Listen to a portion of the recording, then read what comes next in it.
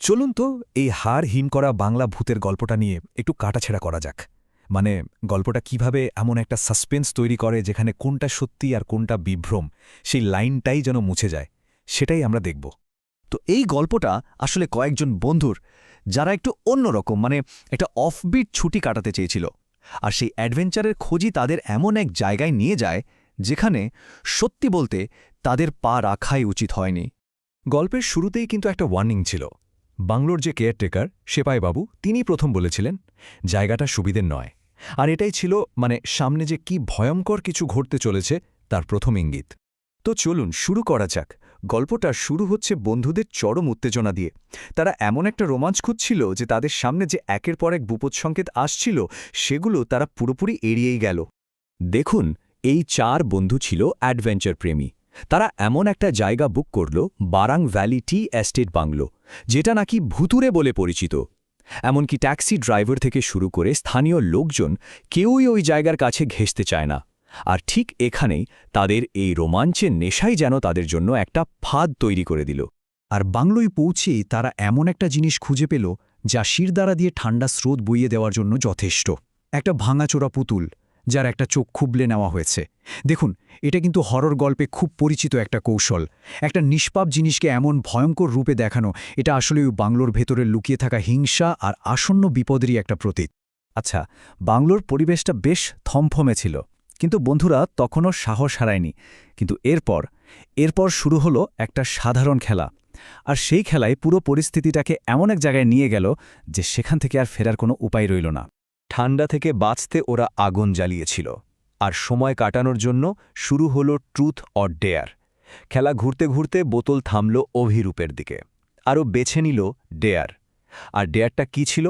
সোজা ৩ তলার ওই কুখ্যাত ঘরটায় যেতে হবে আর প্রমাণ হিসেবে কিছু একটা নিয়ে আসতে হবে। আর ঠিক এই ডেয়ারটাই কিন্তু গল্পের মোড় ঘুরিয়ে দেয়, একজনকে একা ঠেলে দেয় বিপদের মুখে। এরপর আরও একটা ভয়ঙ্কর ওয়ার্নিং আসে, এবার আরও সরাসরি।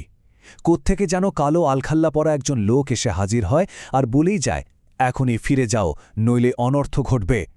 লোকটা যেমন হঠাৎ এসেছিল তেমনই মিলিয়ে গেল। কিন্তু বন্ধুরা এই সতর্কবার্তাকেও পাত্তা দিল না। তো একের পর এক ওয়ার্নিং, সব অগ্রাহ্য করার ফল যা হওয়ার তাই হল। এবার গল্পের কথক, যিনি আমাদের এই ঘটনাটা বলছেন, তিনি তার বন্ধুদের থেকে আলাদা হয়ে গেলেন আর নিজেকে খুঁজে পেলেন বাংলোর সেই ভয়ঙ্কর অতীতের একদম মুখোমুখি। ১৫ মিনিট কেটে গেল, কিন্তু অভিরূপ ফিরল না। তখন গল্পের কথক আর তার বন্ধু নীলেশ মিলে ওকে খুঁজতে গেল সেই অন্ধকার ধুলোমাখা ৩ তলায়। আর এখান থেকেই গল্পের টেনশনটা একদম চরমে পৌঁছায়, কারণ ওরা ভুতুরে ঘটনার একদম কেন্দ্রবিন্দুতে পা রাখছে। আর উপরে গিয়েই যা ঘটল সেটা অবিশ্বাস্য। কথক হঠাৎ দেখলেন তিনি একা, আর তার সামনে মুন্ডহীন আত্মা আর একটা ঝুলন্ত পুতুল, যার চোখ দুটো দপদপ করে জ্বলছে। এতক্ষণ যা ছিল শুধু পরিবেশের ভয়, সেটাই এবার একেবারে চোখের সামনে ব্যক্তিগত আক্রমণে পরিণত হল। ঠিক তখনই কথক যেন সময়ের স্রোতে ভেসে গেলেন। তার চোখের সামনে ভেসে উঠল একটা ভয়ঙ্কর ফ্ল্যাশব্যাক, ব্রিটিশ আমলের এক ঘটনা। এক পুলিশ অফিসার তার স্ত্রী কমলাকে দোষ দিচ্ছে তাদের মেয়েকে বিষ দিয়ে মারার জন্য, সম্পত্তির লোভে। রাগের মাথায় সে কমলাকে গলা টিপে মেরে ফেলে, আর তারপর শোকে পাথর হয়ে নিজের মাথায় পেস্তাল ঠেকিয়ে আত্মহত্যা করে। এই দৃশ্যটাই আসলে ওই বাংলোর ভুতুরে রহস্যের আসল কারণ। এরপর ভয়টা আর শুধু ভূত দেখার মধ্যে সীমাবদ্ধ রইল না। ভয়টা এবার একেবারে অন্য মাত্রায় চলে গেল, একটা সাইকোলজিক্যাল স্তরে। কারণ এবার প্রকাশ পেল এই বাংলোর ভুতুরে ঘটনার আসল নিয়মটা। সেই কালো আলখাল্লা পরা রহস্যময় লোকটা আবার ফিরে এলো, কিন্তু এবার সে নিজের পরিচয় দিল। সে কোনো ভূত নয়, সে হল সময়ের দূত। আর সে যা বলল তা আরও ভয়ঙ্কর। সে বলল এই বাংলোর ৩ তলাটা আসলে একটা টাইম লুপের মধ্যে আটকে গেছে। সেই আত্মহত্যার মুহূর্তটা এখানে বারে বারে ঘটেই চলেছে, অনন্তকাল ধরে। চিন্তা করে দেখুন একবার, সময়ের দূত বলছে তুমি সময়কালের অমোঘ নিয়মে এ ঘরে আটকা পড়ে গেছ। ওদের আত্মা আজও ঘুরে বেড়ায় এ ঘরে। তার কথক শুধু দর্শক নন, তিনি নিজেও সেই ভয়াল অতীতের একটা অংশ হয়ে গেছেন। শারীরিকভাবেই সেই মুহূর্তে আটকে পড়েছেন। এরপর সময়ের দূত জানাল, এখন সময় ঠিক রাত ১২টা বেজে ৫ মিনিট, ঠিক সেই সময় যখন ওই ভয়ঙ্কর ঘটনাটা ঘটেছিল। আর কথাটা বলার সাথে সাথেই একটা বিশাল ঘড়ির ঢং ঢং আওয়াজ শুরু হলো, এমন আওয়াজ যে মনে হচ্ছিল পুরো ঘরটা কাঁপছে, ভেঙে পড়বে।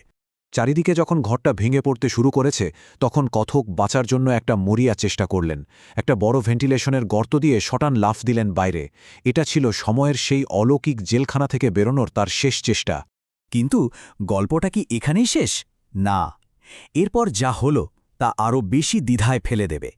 কারণ এতক্ষণ ধরে যা যা ঘটল সেই অলৌকিক অভিজ্ঞতার সাথে এবার বাস্তবের একটা মুখোমুখি সংঘর্ষ হল। দেখুন, দুটো সম্পূর্ণ ভিন্ন বাস্তবতার ছবি। একদিকে কথক, যিনি একটা খুন আত্মহত্যা দেখলেন, সময়ের দূতের সাথে কথা বললেন, একটা টাইম লুপ থেকে পালালেন। আর অন্যদিকে তার বন্ধুরা, তাদের ভাষ্যটা একদমই সাদামাটা। তারা বলছে কথক নাকি একজন স্থানীয় পুলিশের সাথে কথা বলছিল, মাথায় চোট পেয়েছে আর উঁচু জায়গা থেকে লাফ দিয়েছে। আর তারা নাকি সারাক্ষণ ওখানেই ছিল। ব্যাপারটা আরও জটিল হয়ে গেল যখন কথক দেখলেন ঘটনাস্থলে যে পুলিশ অফিসারটা এসেছে তার মুখটা হুবহু তার দেখা সেই ব্রিটিশ অফিসারের মতো। এবার কি বলবেন, এটা কি করে সম্ভব? তাহলে কোনটা সত্যি? এটা কি সত্যি ভূতের কাণ্ড, নাকি কোনো টাইম ট্র্যাপ, নাকি পুরোটাই কথকের মনের ভুল, মাথায় আঘাত লাগার ফল? গল্পটা কিন্তু কোনো পরিষ্কার উত্তর দেয় না। একটা প্রশ্নচিহ্ন রেখেই শেষ হয়ে যায় যে রাত 12টা বেজে 5 মিনিটে ওই বাংলোয় আসলে কি ঘটেছিল।